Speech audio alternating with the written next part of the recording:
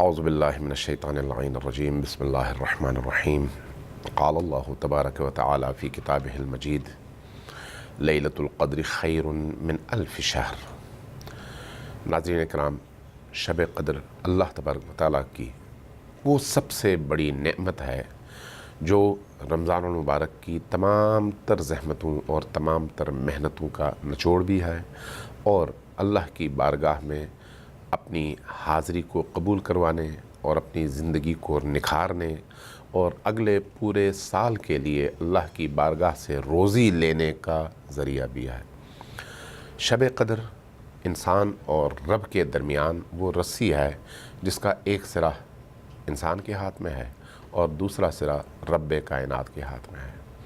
شب قدر گریہ کی شب ہے، شب قدر استغفار کی شب ہے، شب قدر اپنے آپ کو عاجزی کے ساتھ اپنے رب کی بارگاہ میں مٹانے کی شب ہے۔ شب قدر اپنے دل کو مکمل طور پر اللہ کی طرف متوجہ کرنے کی شب ہے۔ شب قدر اللہ کی بارگاہ میں اس کے اسماء حسنہ کا واسطہ دے کر ایک ایک اسم کے مقابلے میں اللہ سے مانگنے کی شب ہے۔ شب قدر اپنے تمام تر گناہوں کو یاد کر کے اس کی بارگاہ میں، اس رب کی بارگاہ میں، اس غفار الذنوب کی بارگاہ میں ان تمام گناہوں پر ایک ایک کر کے ندامت کا اظہار کرنے، اشک بہانے اور معافیاں مانگنے کی شب ہے۔ شب قدر سونے کی شب نہیں ہے، شب قدر اونگنے کی شب نہیں ہے، شب قدر سگریٹ پی کے، چائے پیتے ہوئے، ادھر ادھر دوستوں کے ساتھ گپ شپ لڑاتے ہوئے ٹائم گزارنے کی شب نہیں ہے۔ شب قدر شب احیاء ہے۔ احیاء یعنی زندہ۔ زندہ وہی ہوتا ہے جو متحرک ہوتا ہے۔ اس شب میں اپنے جسم کے تحرک سے زیادہ اپنی روح کو تحرک دینے کی، حرکت دینے کی ضرورت ہے۔ یہ شب اللہ کی بارگاہ میں دعائے ابو حمزہ صومالی کے ذریعے سے اپنی پوری ہستی کو پیش کرنے کی شب ہے۔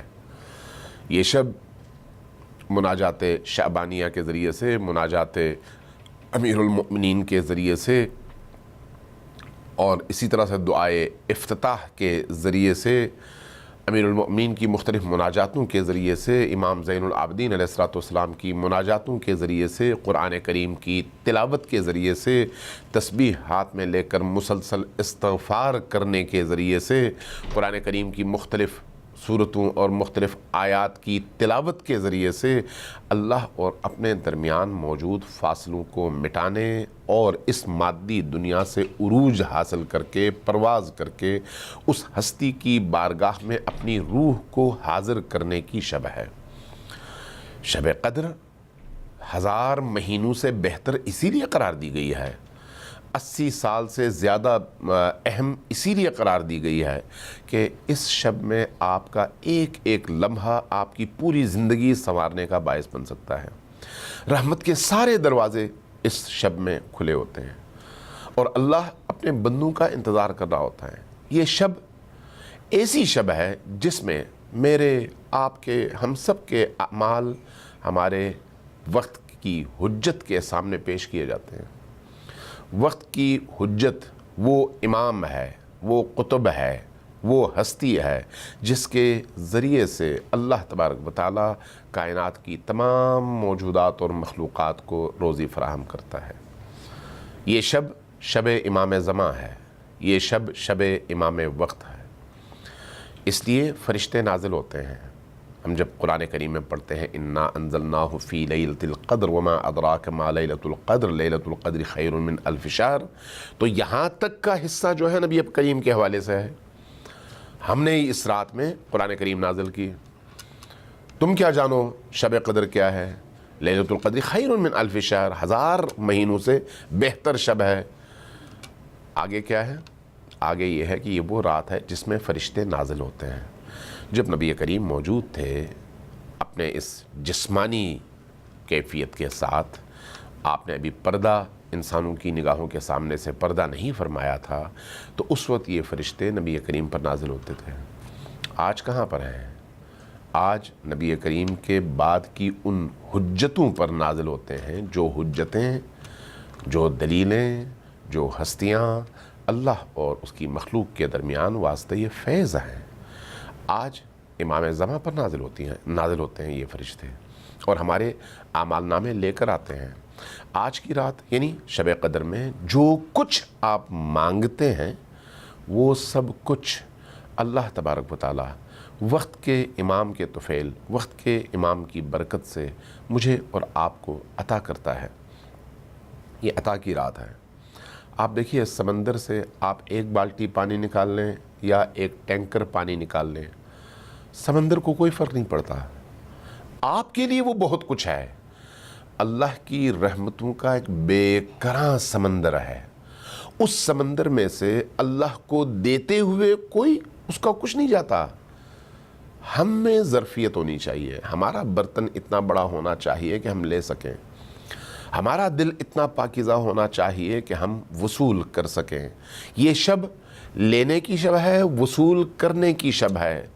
لیلۃ القدر خیر من الف شہر تنزل الملائکۃ والروح بامر ربہم، اللہ کے امر سے ملائکہ اور روح اس زمین پر نازل ہوتے ہیں، آتے ہیں۔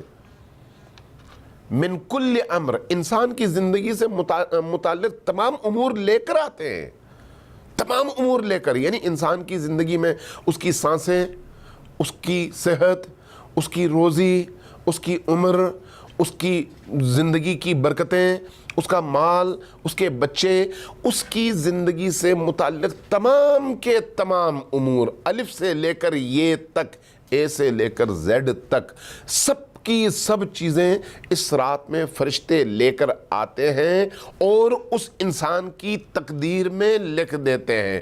آتے کس کے پاس ہیں؟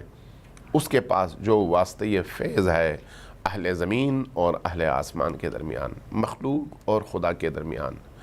اس لیے یہ رات اللہ کی طرف سے عطا کی رات ہے اور بندے کی طرف سے اخذ کرنے کی رات ہے، یعنی وصول کرنے کی رات۔ شرط کیا ہے؟ دل پاکیزہ ہو۔ شرط کیا ہے؟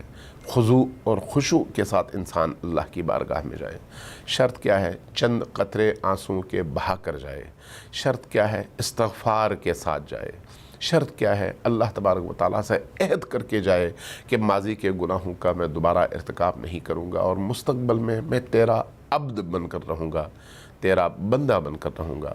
شرط یہ ہے کہ اللہ سے اپنے کیے ہوئے عہد اور وعدے کی پاسداری کی نیت اپنے دل میں مضبوط کر لے کہ ہر صورت میں تیری بارگاہ میں دوبارہ میں خطا نہیں کروں گا، دوبارہ میں عصیان نہیں کروں گا، دوبارہ میں سرکشی نہیں کروں گا، بلکہ اسی طرح کی زندگی گزاروں گا جس طرح کی زندگی گزارنے کا حکم تو نے دیا ہے۔ اس رات میں دو اعمال سب سے زیادہ اہم ہیں۔ ایک امام حسین علیہ السلام کی زیارت جو آج یعنی شب قدر میں منقول ہے، شب قدر کے لیے خاص زیارت ہے، زیارت وارثہ نہیں بلکہ شب قدر کی مخصوص زیارت ہے جو امام حسین علیہ السلام کے حوالے سے ہے۔ یہ حیرت کی بات ہے کہ شب قدر ہے لیکن زیارت امام حسین کی پڑی جاتی ہے۔ اس کی وجہ ہے کہ امام حسین علیہ السلام نے اس دین کو زندہ کرنے کے لیے جو قربانی دی ہے وہ تاریخ انسانیت کی ایسی لازوال قربانی ہے کہ اللہ تبارک و تعالیٰ نے پھر حسین ابن علی کا نام، ان کی محبت، ان کا عشق پاکیزہ انسانوں کے دلوں میں زندہ رکھا ہے۔ اس لیے جو بھی پاکیزہ انسان ہوگا وہ حسین سے اپنا عشق محفوظ رکھے گا اور اس رات میں حسین کی زیارت کرے گا، چاہے کربلا میں، چاہے اپنے شہر اور اپنے گھر اور اپنے گھر کی چھت پہ۔ دوسرا کام عمل قرآن ہے۔ قرآنوں کو سر پر لے کر، اللہ سے لے کر نبی کریم اور نبی کریم سے لے کر امام حجت، امام عصر تک تمام معصومین کے نام لے لے کر قرآن اپنے سر پہ اٹھا کر اللہ کی بارگاہ میں ان دو ثقلین کا واسطہ دے کر، ان دو بھاری ترین چیزوں کا واسطہ دے کر۔ دو کون سی چیزیں؟ نبی کریم اور ان کی اہل البیت، اور دوسری طرف قرآن۔ نبی کریم نے فرمایا تھا نا کہ انی تارک فیکم الثقلین، میں تمہارے درمیان دو بھاری چیزیں چھوڑ کر جا رہا ہوں، کتاب اللہ و عطرتی، ایک اللہ کی کتاب اور ایک میری عطرت۔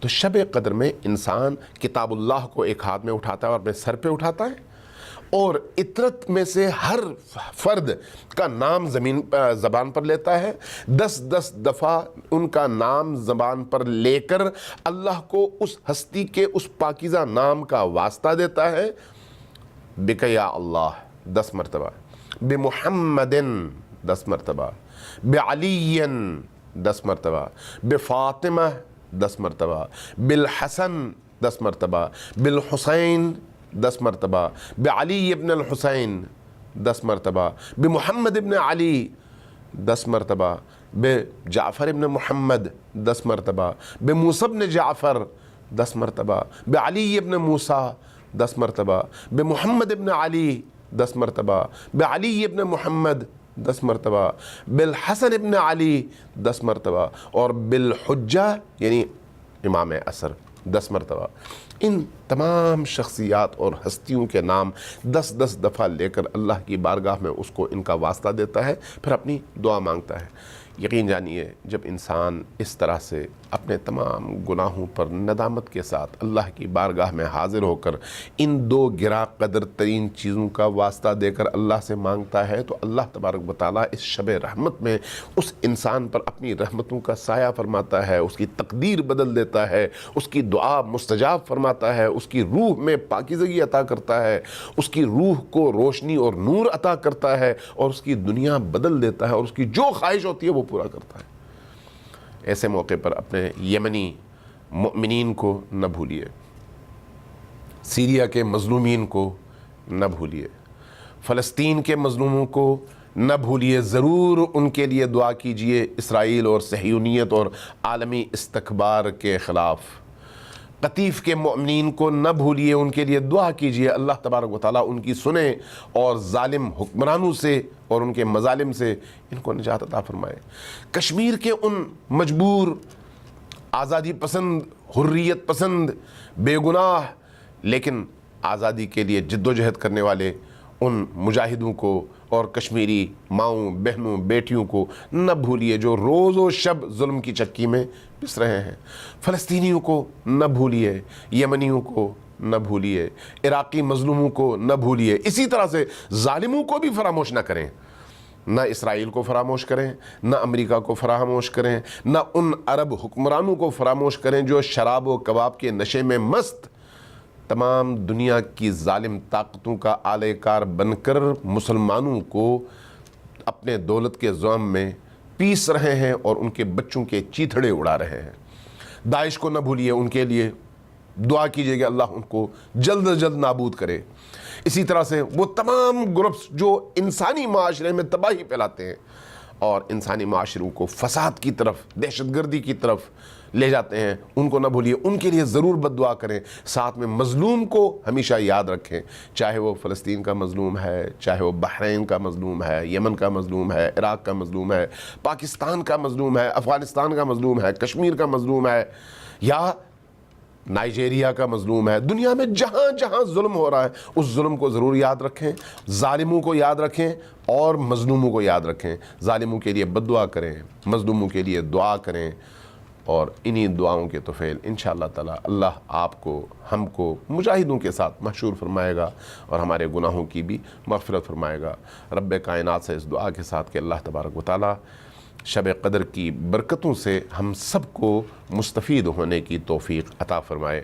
والسلام علیکم ورحمۃ اللہ وبرکاتہ۔